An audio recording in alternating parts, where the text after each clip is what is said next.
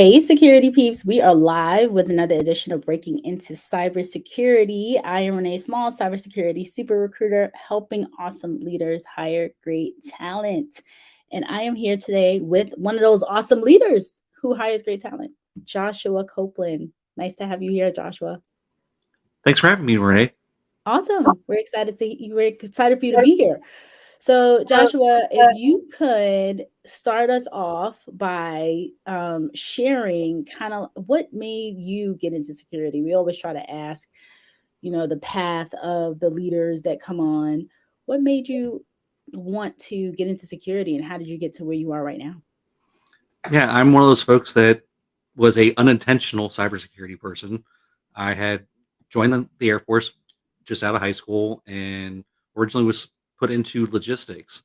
And they had a bunch of projects that they needed to do that were all IT stuff. And essentially what they did was they went and found the nerdy people who like to build their own computers and stuff like that. And they went, Airman Copeland, you like doing this stuff. We're going to give you this job.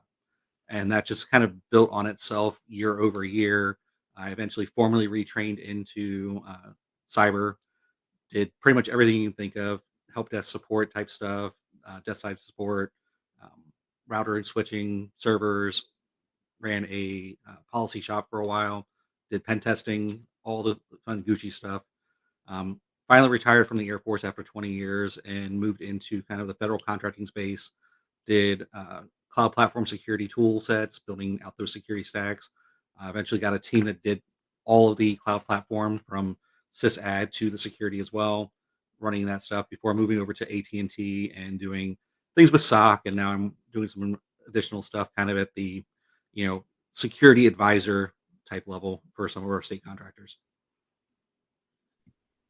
That's awesome. So you really had that networking background, infrastructure, coming through um, from that background. I heard network engineer or network security engineer or network admin and sysadmin and kind of coming through that path, um, which is pretty cool. Yeah, it definitely gives you kind of a broad experience of all the pieces and parts that go together that make up what we call cybersecurity. Right, exactly. Now, we have a couple folks here. I like to shout people out. Please let us know where you are viewing us from. Whole Cyber, our folks over at Whole Cyber Human Initiative says, let's go. The board of advisors are all here. Jared is here. Hey, Jared. Woot woot. Paul is here, always here. The advisory board members are on the platform, which I love. Benita Fall says hello. And Lindsay says hello. Good day, all. Good day to you, Lindsay, too. Please, please, please ask your questions as we learn more about Joshua and his role and what he does, um, and what he is looking for when it comes to talent. So, folks are from NYC, Benita, and I don't know who this is, but Bro Obdi is from Ohio. Um, we always like to see where people are from because we end up getting folks from all over the country and all over the world, really. So it's really cool. And then somebody here is from Atlanta, which is nice. So please, folks, ask your questions because Joshua and I are just going to be chatting about what I want to talk about unless you ask your questions. So, Joshua, when you look for, again, this Cybersecurity Awareness Month, when you start to look for folks in the industry, and here is my fabulous co-host, he's coming on. Somebody's in the building. I Woohoo! love the beard. I love the beard. That's what I said that first. I didn't get to say it online. I was like, I love a bearded man and then the colors. I love the colors.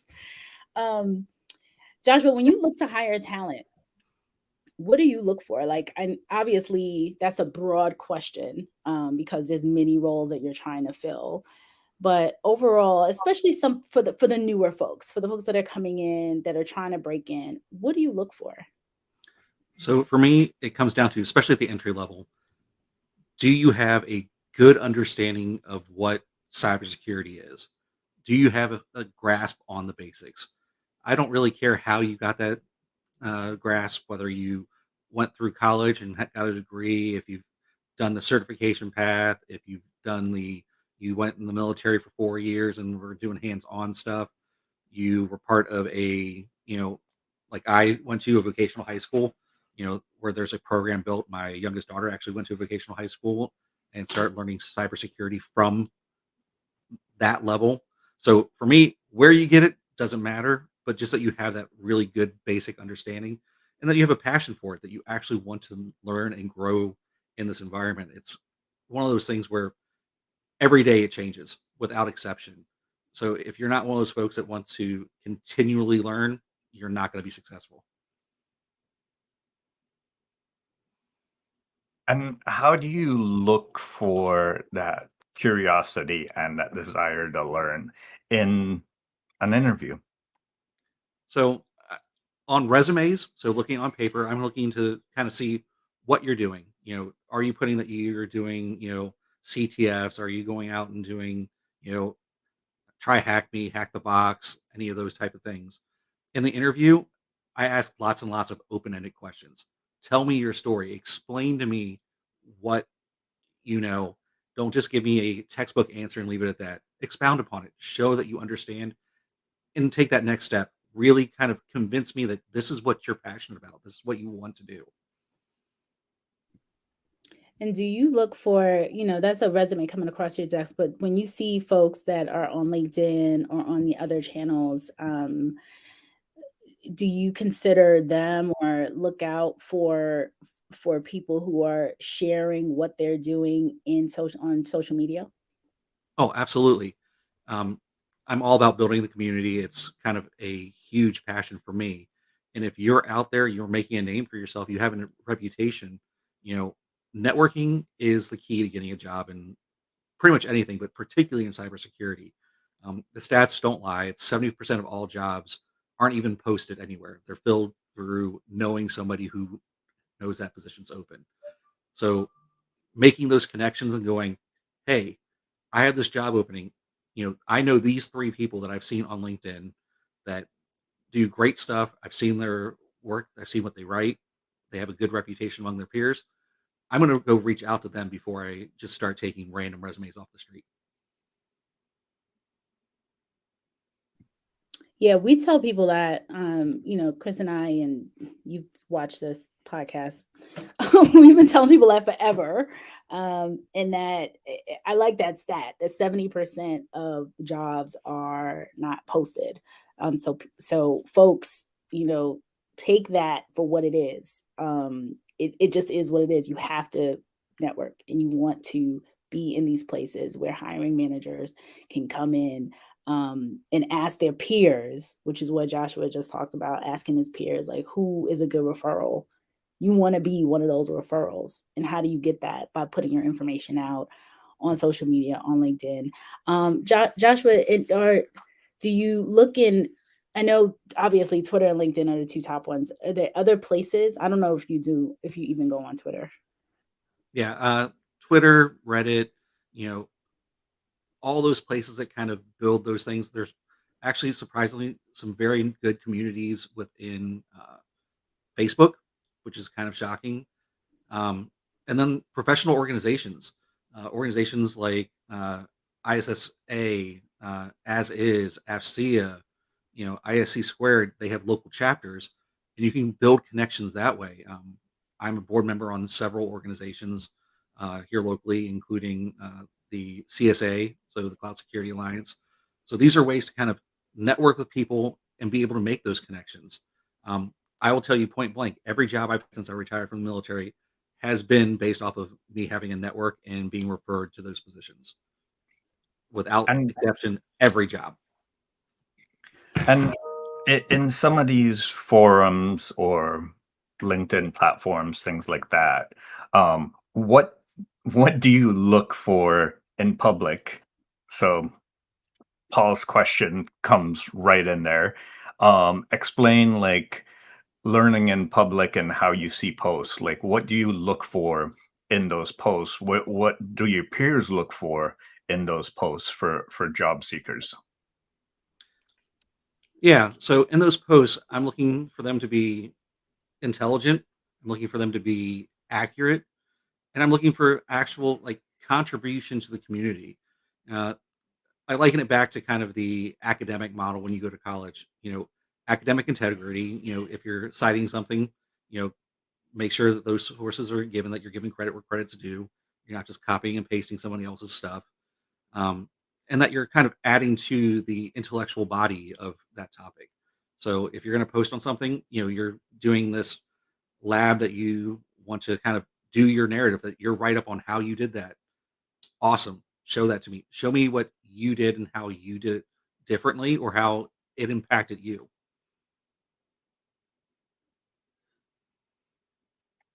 I love it. Couple other questions from our audience, or comments. All of this is great. Great insights for job seekers, quality connections by building relationships and networking. Networking is a great way to keep the doors open. Then shout out to Lindsay saying that he knows that voice. And then Bethany saying, talking about networking, I'll be looking for an ISSO security analyst position early next year. So remember my name. Well, thank you, Bettina. Yes. We'll try to remember your name. But in the meantime, make sure you keep posting about what you're learning and how you're growing. So, Josh, what are some of the things that you do to develop your talent from entry level and ensure that they continue to progress up the pipeline?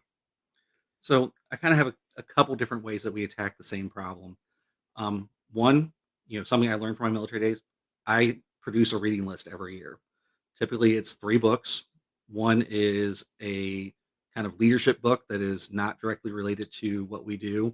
One is generally kind of related to what we do, but not in that same kind of pipeline. And one is some kind of technical book in what we do specifically. So by giving kind of 3 different views of the topic, you kind of enable some growth. That's some kind of professional development reading. Then we also, do internal trainings. I try to get everyone as much training as I possibly can. Um, Budgets are hard, they're limited, but there are tons and tons of free training opportunities, free conferences out there. So I make sure that I get all those kind of collected up and pushed out to my folks. That way they can attend. I push maximum attendance to everything we possibly can do. As long as we can make the job work, I will let you do whatever you need to do to kind of upskill yourself. We're always looking for folks that are at that next level. And when we have those positions, our first source of folks is our internal people, because I want to show that you have a path forward, you know, kind of engender that loyalty there where we're building you up and we have a place for you. So you mentioned like there's all that material. Do you have like a catered approach for certain roles? Like these are the things that you need to know to get to from junior to mid to senior? Yeah, absolutely. We kind of have, I hesitate to use the word checkbox because it's much more, nebulous than that. But here are, those critical things that we need you to know. Here are ways and opportunities to get that knowledge, to demonstrate that you've learned it and that you're capable of doing those things, and look at it from that perspective. When we're able to do that, folks feel engaged. They actually feel valued because we're allowing them to do training opportunity, and then hopefully we're able to promote them. It's such a great approach. I mean, there's so many companies that or that don't look at it that way. That they think, oh, we're going to spend this money and spend the budget, and then the person's going to leave. And what I tend to say is they're probably going to leave anyway. Like, or if they're in a growth mode, they want to continue growth. And it's awesome to hear that in your space that you have um a way to maximize that growth, because that is the one area when you talk about retention and retaining employees. It's usually the number one area for leaving an opportunity is growth. So it's good to hear about you and what you're doing to promote folks from within and grow them from within, even if you can't do an actual promotion, because we know how tricky it is with budgets and promotions and things like that. But them getting that knowledge and getting that the resources and the access, that's fantastic. Yeah. with organizations typically being very pyramid shaped, it can be hard to promote folks within. So it's absolutely true. The best opportunity to promote is generally to leave the company you're at. What I think speaks kind of volumes about our organization is we'll have folks that will leave us, go gain some additional experience doing something different or something that's next level for them, and then they come back. And then we're able to leverage all the things that they learned there, as well as that experience they already had with us. And it speaks to me that, we have the environment that they want to come back to. Which is awesome. And one of the things that I tell folks in that, because this happens very, very often, where exactly what you just described, someone gets recruited out to somewhere else, or they'll go get the promotion somewhere else, and then they'll kind of circle back around. One company I used to work at, we would call them boomerang hires. Like they would, Mm. they would go and come right back with new skills, which is great. And I tell people, especially people who are growing in their careers, like, you don't want to burn bridges. You want to leave on a good note. You want to be in a position where you can go out and someone will be happy for you to come back, versus if you want to go back, people are like, no, thank you. So I just want to add that into for all the up and coming folks in their career. Oh yeah, cybersecurity is a small field. Everybody knows with each other within like 2 or 3 connections. That whole 6 degrees of separation. When I moved over to AT&T, I wound up working with some folks that I didn't work with, but we had the same friends in common from the time that we were both in the service. So it's very much a small environment, and if you develop a reputation, whether it be good or bad, it will be known within your community and will either help or hinder you. Right. Exactly. Exactly. Okay. Some more shout outs. Hello from Missouri. People are from everywhere. And I love all this happening on Twitch. It's so funny. Right before this podcast, I was having a call with a lady whose 2 kids are doing pretty much, Josh, what you said your daughter is doing. So they're getting certifications in high school in security. And we were talking about, I was saying that Chris, who this podcast out there, I was like, oh, he has this on Twitch and Twitter. She was like, you're telling me things that I've never heard of before. So I love this commentary for Twitter. It was so funny. She's like so completely out of this industry. So we were bonding over the fact that her kids are now like way deep in security. It's funny, as teenagers. So Lindsay says, I'm actually here because of all your advice. I'm in the gray area where we did not use social media to highlight all the quote great things or attempts. I do see a lot of value in helping others on Slack or Discord during for technical questions. Unfortunately, it's not LinkedIn. How do you express this to an employer who's looking at your social media presence? So great question. One of the things that I've had folks do is list out their usernames for those types of environment and point me to that. I had a guy who was very, very active on the Splunk board and actually helped develop some of the alerts that Splunk actually put out in production. And by going looking at their user ID for there, you're able to kind of see that history. Show me your GitHub repository. Let me see the projects that you're working on. If you're doing something cool, highlight that in a way that I'm able to find it. I really like that advice. And it's something that I don't think about while I am giving advice too, because I do see like a lot of times I'll go on GitHub, or recruiters will go on GitHub, and different places, and where talent may not necessarily be putting their stuff on LinkedIn. But I really, really like that advice. That's great advice.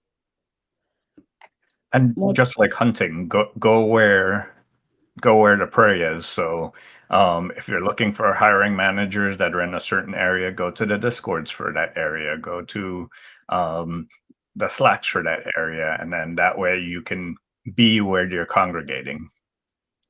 Yeah. But they may want to know, like, if they're completely green, like, where are the Slacks? How do you get into those Slack channels? Because sometimes they're closed. Yeah. And like everything else, a lot of that comes to networking. Once you kind of start getting in there and start building those connections, we're going to go, hey, you're into this. Come along with me. Follow me over here and I'll show you this thing, and bring you into those kind of environments that will let you grow. One of the best pieces of advice I give folks is, if you're looking at doing a particular type of job or looking for a particular industry, go follow 5 people in that job. Then go find 5 companies that do that thing. Follow those companies. Look at employees that are there. Look what they're posting about. That's going to give you kind of a very big picture idea of what's going on in that space, and go see where they're looking at, what they're doing. And, that kind of shapes you to where you might want to go. Excellent advice. So Paul wants to know, how costly is a growth development plan, if any? So that's a kind of loaded question. Growth development plans can cost you nothing but time if you're, diligent and you are able to go leverage a bunch of free resources. Or you can, if you have the budget for it, go get some great stuff like Range Force, um, the paid subscriptions for Hack Me, Hack the Box, Cyberry. Those are very kind of institutionalized situations, but you can totally develop a plan for just the time that you're putting into it based off of all those free resources. I have a kind of basic plan that I give some folks that come to me that are starting out for Security Plus, and it, gives you tons of resources for under $1,000. You'll come out of that program with, half a dozen certifications, Security Plus, and kind of check off that box for a lot of that federal type work that you might be trying to get into. And another opportunity, like Western Governors University does something very similar, where they combine getting your certifications with getting your education. And I personally, as someone with a master's and that values the value of education, love that approach. Yeah, absolutely. There are some great universities out there that are um, leveraging kind of both pieces, traditional education as well as certification. Western Governor is one that definitely is focusing on a little bit more, but there are a lot of other universities that are taking certification in lieu of credits, which is a kind of great way to build credits, expose yourself to different things, and have those pieces of paper that say this is what I know. It's cool stuff. So Benita wants to know, is the cybersecurity field open to folks who really think out of the box, especially given how the majority of it is technical? Do folks in cybersecurity have a space for spontaneity? I know that your beard is a bit spontaneous, smiley face, but is there space for that on the job? I like Benita. So absolutely. Some of the best folks I've worked with do not have traditional education in cybersecurity.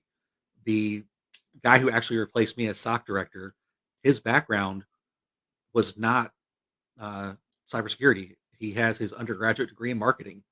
I've hired folks with a degree in French. I've hired folks with a degree in accounting. Each one of those things kind of gives you a different perspective on looking at things.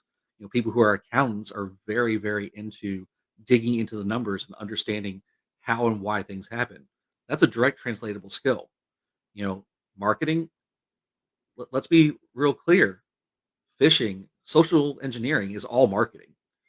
So that's very much a transferable skill, but you have to squint and look at it and understand where those kind of congruities are between those two things. So is there opportunity for people who think really outside the box? Yeah, come to the table, because let's be really straightforward. The folks that we're defending against are completely thinking outside the box. They don't have a box. So us thinking like them, probably a good idea. For spontaneity, depends on what you're doing. A lot of the stuff is really, when you want to see real spontaneity, do those tabletop exercises, walk through those kind of things, and that's where you can really kind of highlight that critical thinking and that different thinking.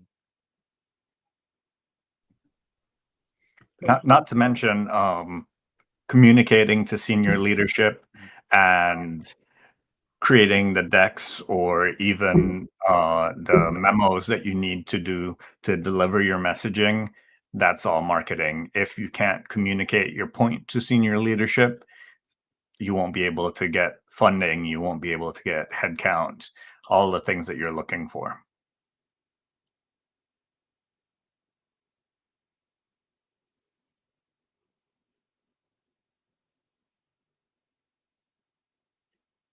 Oh, I think we lost Renee, or she's on mute. But in the meantime, Paul mentioned, I love that, Chris. Think of all the cons and virtual events who ended up on Discord. They didn't change the access to the event and stayed active on Discord after, for example, GrimCon. And then Lindsay mentioned, I'm trying to marry my soft elk to my PF Sense now. So learning never stops. That's the one common denominator for all professionals. And then Paul mentioned, employers listening, Benita went through the Great Valor Cyber Risk Apprenticeship. So keep an eye out for her. Benita, we have to make sure Benita gets the job. Great questions, Benita. Can you hear me now? I was Yes, we muted. can. Okay, perfect. Well, kind of like to ask this last question at the end, Josh. If you had to look back at yourself, your 20-year-old self, what advice would you give to him?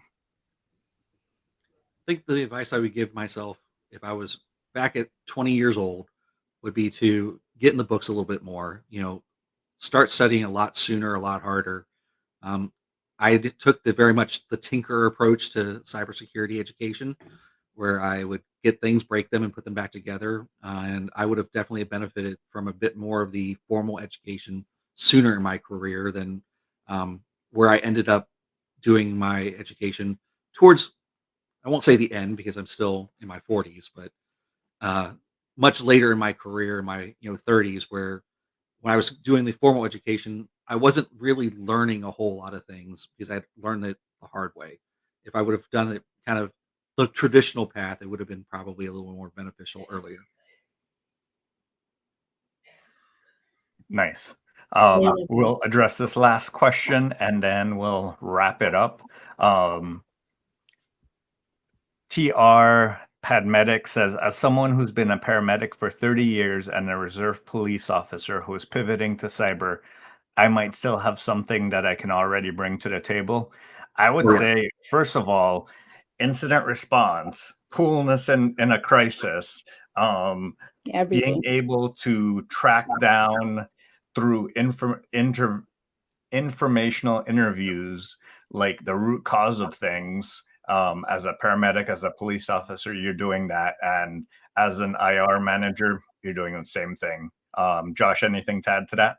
Yeah, absolutely. I've actually had quite a few former police officers that have worked for me over the years, and they are some of my best analysts because they have that investigative mentality.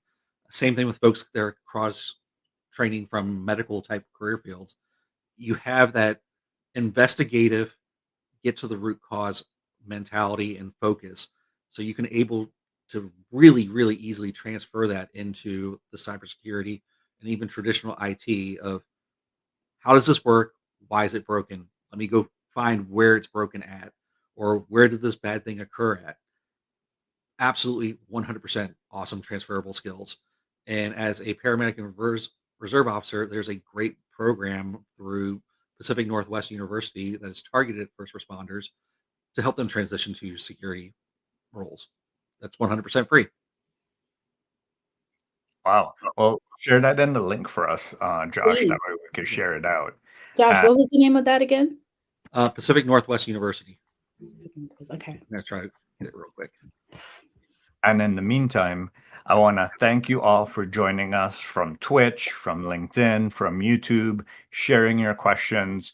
Feel free to share this episode once we're done with all your friends and family. We really do need the diverse group of folks that are watching, paramedics, people going through apprenticeships. We need everyone in the industry with all different views. We even love recruiters that come over to the dark side. Every once in a while. Well, folks, thank you for joining us and have yourself a great day. And we'll see you tomorrow, right, Chris? Yes, we'll see you tomorrow at 1 p.m. on my feed. Chris's feed. Bye, everybody.